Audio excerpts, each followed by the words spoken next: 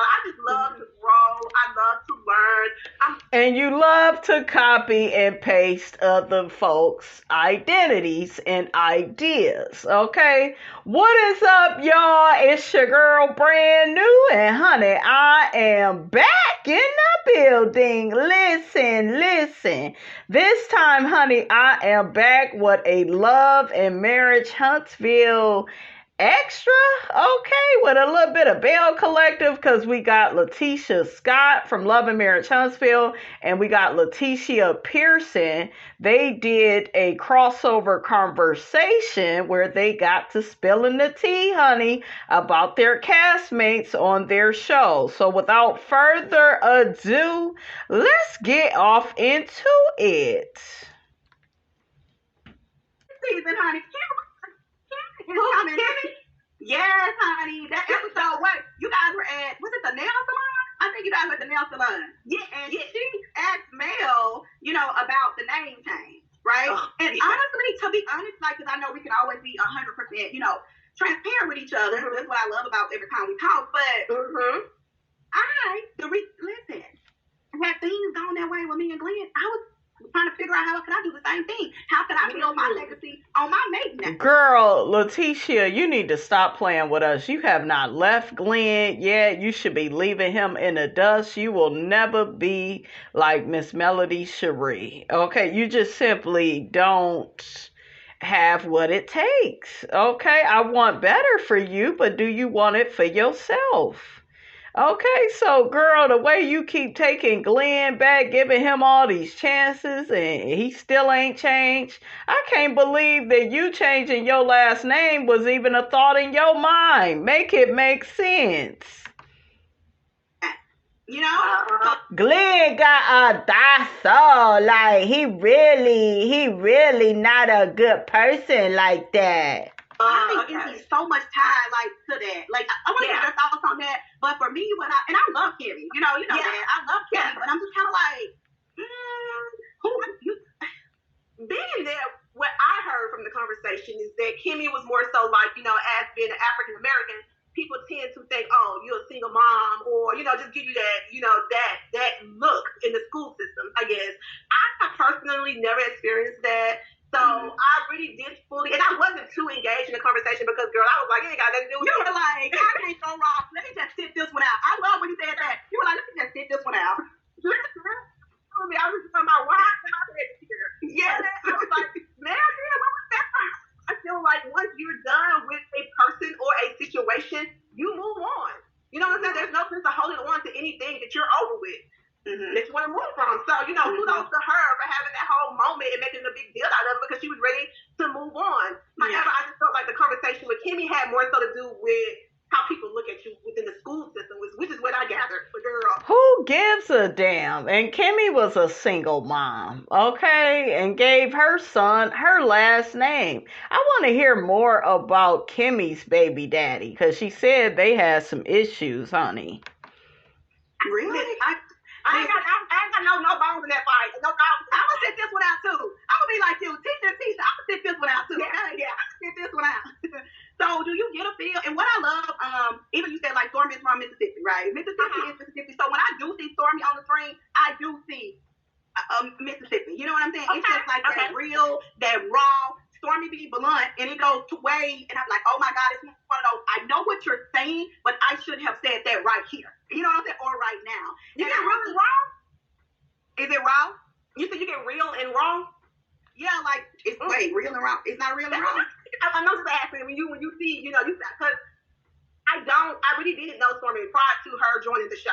And she reached out. You knew her enough to copy her damn shipping address. You knew enough, Miss Copy and Paste. Out to me. And you know how you would say you need to be around females that's going to, uplift you and cheer you up. She reached out to me and she was like, girl, you need to pop your collar because she came to our plaza. Destiny invited her to a party we had at our plaza. And she was like, you need to pop your collar, Tisha. You don't do this. You don't do that, girl. This your shit. You found this shit. This your shit. Like, that's how she was talking about it. And I was like, yeah. I grew up I'm an 80s baby. I grew up, you work hard, you keep your head down, you work hard. I don't brag about what I got going on and what I'm doing because it all the time, honey, it comes from somebody else's ideas, okay? it doesn't really come from her. She can't really take the credit, right? No. I grew up in the projects, and when people know what you got, they come looking for you, and I ain't got time for it. I ain't no bragging time. Y'all got all them damn lawsuits. Y'all don't never talk about that. Brag about that, child. And so I got that at first, but then after the whole situation with her, she is giving me fake now. She ain't giving you fake. She's holding you accountable and responsible for your negligent behavior, okay? And I told y'all Tisha doesn't like that. You know, she can't stand that. She can't stand to be accountable and responsible for her actions. I mean, fake, and I would have never thought I would say that, but it's just like, girl, like, you gonna get your fans on this show. Don't worry about your fans. Gonna be your fans. They're gonna ride for you. You don't have to make up situations or overdo anything. And Lateashia just like, girls, stop capping. That's cap. Like, girls, stop it. Latifah, okay, you got a reputation from stealing from the girls on your show. It all started with Mel and the Embrace logo and the Mommy Business podcast where you're trying to give couples the blueprint. Meanwhile, the nigga you with is not even helping you with y'all children like Martell was helping Melody. You was always jealous that they were more like partners than you and Marsau was, and you exploited the cheating. That way you can, what? Deflect, okay, and not give them certain props in their marriage for certain stuff that they did do right within their marriage, raising their children together. Okay, Martell actually claimed the children. You don't ever hear him saying what Marsau says, well, she's their mom and I just so happened to be their father. Like, who says stuff like that? I mean, I'm just saying she was always kind of jealous of that, you guys. But see, people will deflect and deny that because I told y'all we live in a world, especially in the African American community, when it comes to relationships and marriages, people get obsessed about cheating. So they don't see nothing else, you know, because the cheating is in there, honey. To gain your audience. So that's what you mean. When you said real and raw, I was like, real and raw. And you know how it is. And I say the same thing about ladies on our show. You be like, wait a second, you know, and again, and they, you know, want to cater to a certain audience, so they want people to look at them a certain type of way. And for me, I don't think you have to keep saying, I'm real, I'm loyal, I'm this. People don't, because you're trying to convince people. When you say that, it's like, you're trying to convince people to believe that. You don't have to say that. It should speak for itself. By you saying it over and over, pay attention to this. When people say things over and over and over again, it's a lie, or they're trying to convince somebody that's a lie. Boom, that part. Oh my goodness, Tisha, that is so true. Well, you know, that's like I said, from the outside, of course, looking in or anything like that, that's, you know, that's what I. And she would never say any of this shiggity to Stormy's face, okay? I see. What I also see is, honey, Tisha, you over there producing storylines for folks because it's Tisha, just like over Tisha. The let's bring. Girl, don't do that to her, because she ain't producing shit. She need to get these people money for this lawsuit, and Stormy should have sued her ass. Yeah, I think she should have. Okay, you won't be thinking that this is a joke ever again, girl. Okay, child. I believe what they told them. If y'all want to be relevant, I love marriage, y'all can come. And once again, what's up with your damn sound? It's not me, you guys. It's the sound of the video. But yeah, she talking about Stormy and Courtney. They using her to be relevant. They like are rich. They got real money. Okay? So, girl, they don't have to use you to be relevant. Stop stealing shit from people, and then your name wouldn't be a topic of conversation. Make it make sense.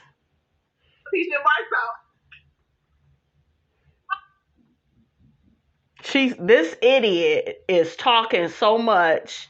Lateashia can't even hear her. She doesn't even realize that she's frozen, right? Tisha can't hear her. There's no volume. This idiot, she's so smart. She going on and on. She gets on my nerves.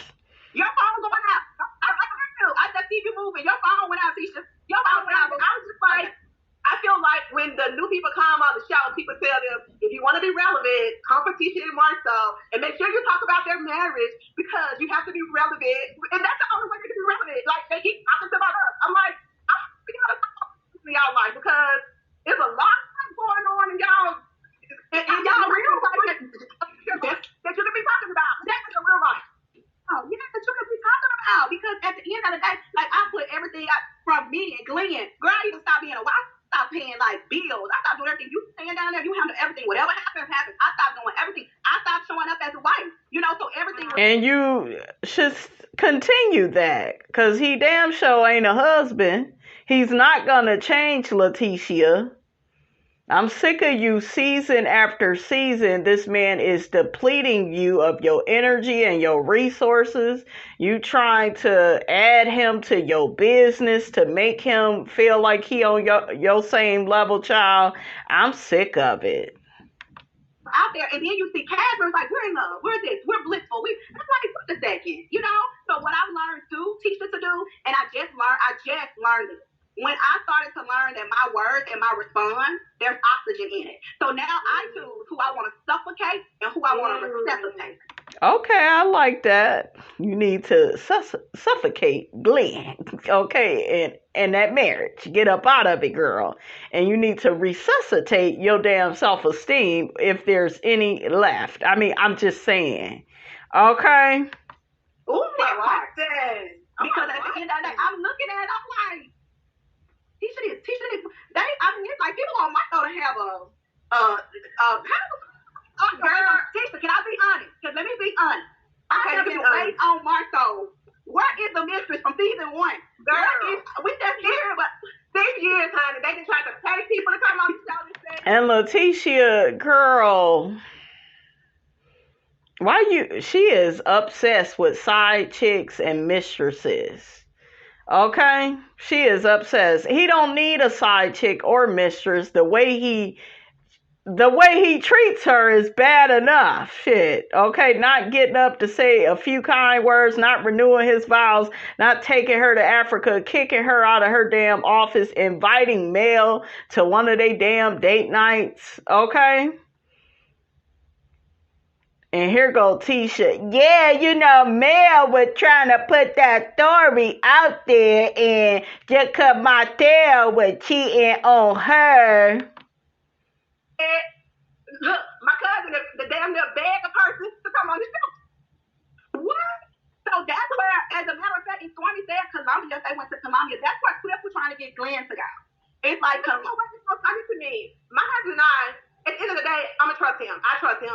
You guys, like I said, they've been trying to pay people for 6 years to come on here and say something. Nobody said nothing. And I've never heard of these type of rumors until we started this show. Once we started the show, that's when, because we want to get infidelity off of us, we're going to throw it on him. Never heard of it before to them. So I take trips with my homegirl.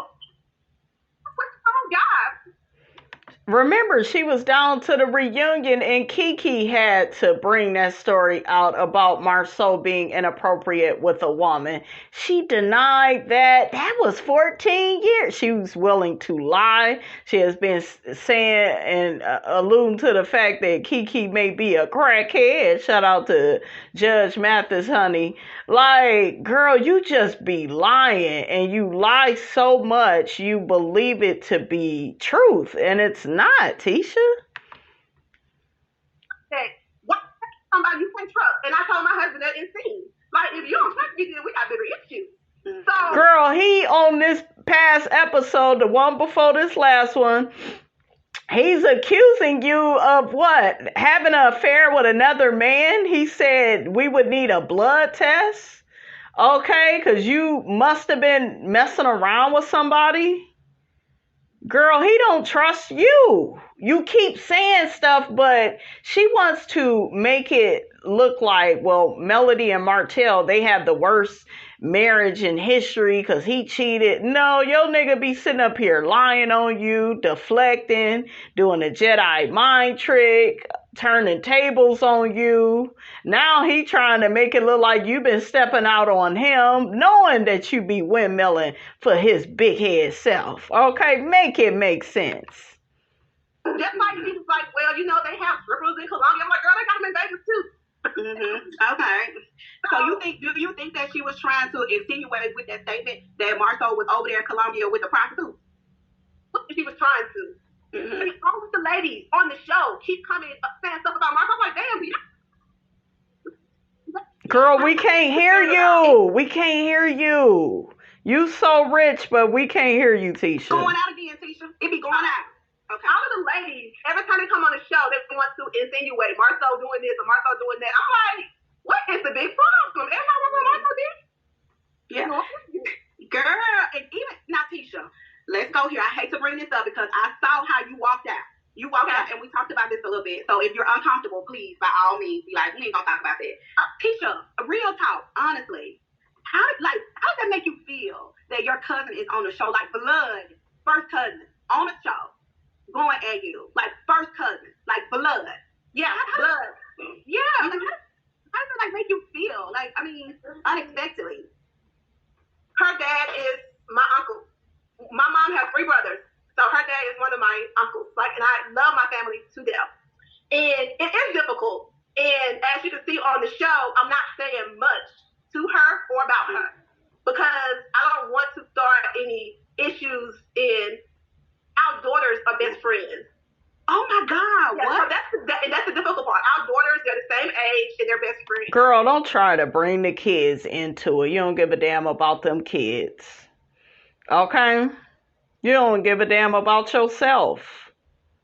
Let alone Kiki, because you wouldn't allow your husband to perpetrate this narrative that Kiki still has an addiction issue.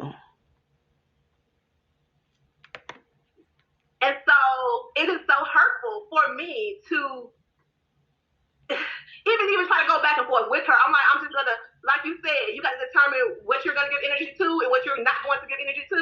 And I've decided that I'm not going to give energy to that situation because it's not just something that you guys see on TV. It's been an issue or ongoing situation for the past 15 years. Wow. And I can't even sum up.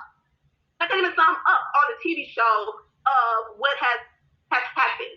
I just, at the end of the day, that relationship to me is I've moved forward. I want her to do whatever is best for her and to focus on her and her family and keep me and my family name out of her mouth because she has a lot that she can be focusing on that does not include me.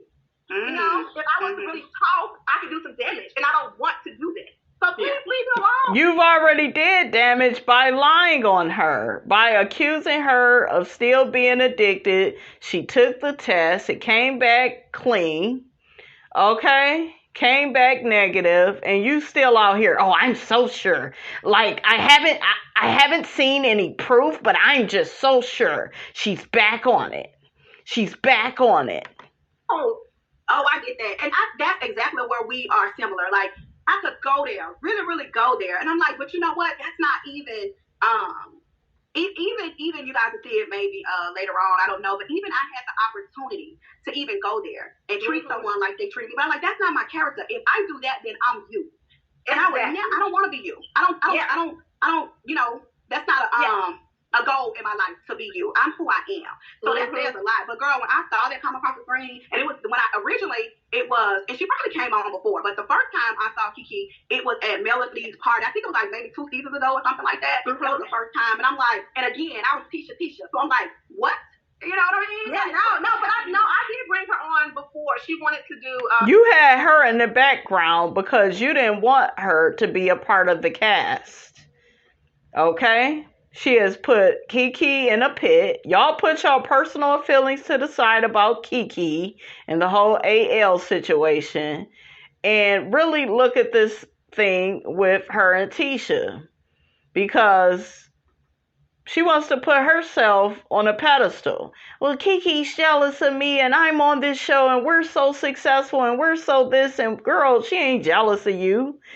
You are upset that most of the people on the show, besides you and your husband and Kimmy and Maurice, they like Kiki more than you. You don't see Kiki running out of scenes. Kiki is well spoken. She's very articulate. What was she, a professor? Her mother speaks very well. What about your ghetto ass mammy?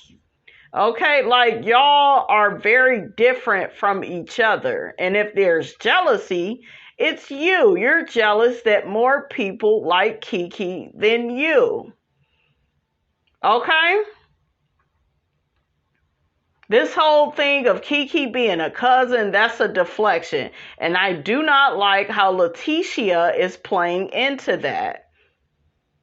Because that's what Lateashia and Marsau do. They use certain people and things as a distraction, as a deflection. That way they don't have to, they don't have to get to the real meat and potatoes of the situation. She wants to do speaking. She wants to do speaking engagement. Like, what you been working? So she wants to do speaking engagement. So I had an event. It was called Hey Brown Girl, and it was just encouraging young brown girl. Yeah, she was on stage with me, and I allowed her to share that space with me. Y'all hear that? I allowed her. She's the damn professor. You can't even spell the right way. You be copying and pasting folks' ideas. You really not that smart. Me, because at that time, I'm like, listen, I want you to get better. I want to help you in whatever you're going through to move past it. So yeah, she was on the show. Yeah, she was on the show with me, and we did the Hey Brown Girl, and she shared that I allowed her to share that moment with me. But yeah, I guess that didn't give her the attention she wanted. So, Oh my God. Wow, Tisha. Well, you keep doing you. You keep doing you. You keep doing you, and do not forget about you. So, all right, you guys, that's all I have to say about this. Don't forget to like, comment, and subscribe. I am your girl, brand new, and I will check you guys out in the next video.